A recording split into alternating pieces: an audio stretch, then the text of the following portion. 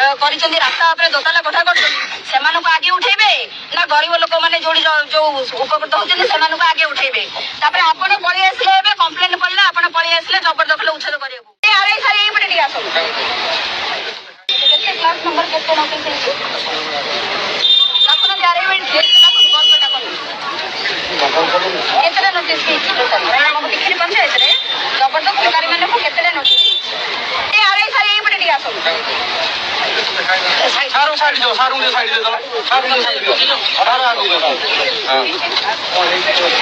ଆମର ଯୋଉ ନୋଟିସ୍ ହେଇଛି ଟିକିରି ପଞ୍ଚାୟତରେ 126 ଜଣ ନୋଟିସ୍ ହେଇଛି। ଆଜି କେତେ ଜଣଙ୍କର ଭାଙ୍ଗିବେ? ଆଜି ଗୋଟେ ଜଣଙ୍କର କଣ ପାଇଁ? ମାନେ ଗୋଟେ ଜଣଙ୍କର କଣ ପାଇଁ? ଯଦି 126 ଜଣ ନୋଟିସ୍ ହେଇଛି 126 ଜଣଙ୍କର ଭାଙ୍ଗିବେ ଆପଣ ଅଟୋଷ୍ଟାଣ୍ଡ କତରୁ ଭାଙ୍ଗିକି ଆସୁନାହାନ୍ତି। ଆପଣ ମଝିରେ ଆସି ବ୍ୟକ୍ତିଗତ ଜଣଙ୍କର କାହିଁ ଭାଙ୍ଗିବେ? କୁହନ୍ତୁ ଟିକେ ସାର୍ଙ୍କୁ ଡାକୁନାହାନ୍ତି। ଆପଣ 126 ଜଣଙ୍କର ଭାଙ୍ଗି ଆସନ୍ତୁ ଆମେ ସହଯୋଗ କରି ଆମେ ନିଜେ ଭାଙ୍ଗିଦେବୁ। ଆମର ଏଠି ଗରିବ ଲୋକମାନେ ଉପକୃତ ହଉଛନ୍ତି। ଏଠି ଜନସେବା କେନ୍ଦ୍ରଟା ଅଛି ଲୋକଙ୍କ ପାଖରେ ପଇସା ନଥିଲେ ବି ଫ୍ରି ଅଫ୍ କଷ୍ଟରେ କାମ ହଉଛି। ଯୋଉମାନେ ଯୋଉ ଜାଗା ଉପରେ କରିଛନ୍ତି ରାସ୍ତା ଉପରେ ଦୋତାଲା କୋଠା କରୁଛନ୍ତି ସେମାନଙ୍କୁ ଆଗେ ଉଠେଇବେ ନା ଗରିବ ଲୋକମାନେ ଯୋଉଠି ଯୋଉ ଉପକୃତ ହଉଛନ୍ତି ସେମାନଙ୍କୁ ଆଗେ ଉଠେଇବେ? ତାପରେ ଆପଣ ପଳେଇ ଆସିଲେ ଏବେ କମ୍ପ୍ଲେନ ପଡିଲା ଆପଣ ପଳେଇ ଆସିଲେ ଜବରଦଖଲ ଉଚ୍ଛେଦ କରିବାକୁ। ଆମ ଗାଁ ଯୋଉ ଅନ୍ୟାୟ ଅନୀତି ଚାଲିଛି ଆପଣ ଯୋଉ ପଇସା ଖାଇ ଚୁପ୍ ରହୁଛନ୍ତି ତାର କେତେ ଥର ଆପଣ ସମାଧାନ କଲେଣି?